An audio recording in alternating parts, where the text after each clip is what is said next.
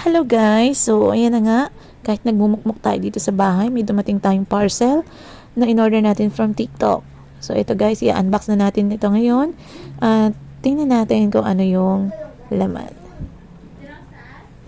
So, ito na guys, isa sa mga dream ko as vlogger, diba? So, ayan. I'm so excited guys to see what's inside. Ayan. O, diba? So, ito may mga kasama na siyang accessories na freebies niya guys na pwede nating magamit sa mga sasakyan natin.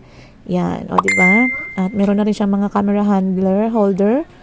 O, diba? Pwede sa digicam, pwede sa mga action cam, and cellphone. So, check naman natin guys. Itong laman ng box. Wow! Meron na siyang kasamang bag. Kaya on the go talaga tong tripod na ito. O, diba? Okay. So, bukod sa mukha siyang mabigat. Mabigat talaga siya guys.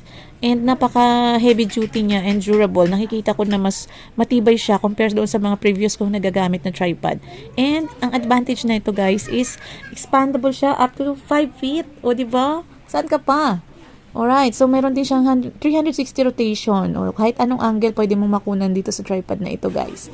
Kaya kung wala ka pa na ito guys, order na! Thank you for watching!